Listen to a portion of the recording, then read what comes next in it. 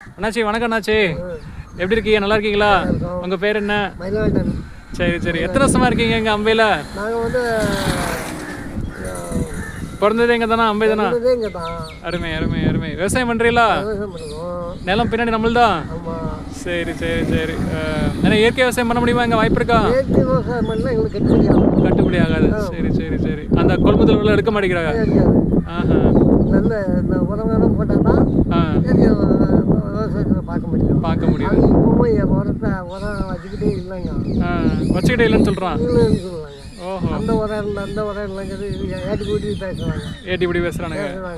உரம் உரம் விற்கிறதுக்கு அதிக விலைக்கு விற்கிறதுக்கு செய்வாங்க.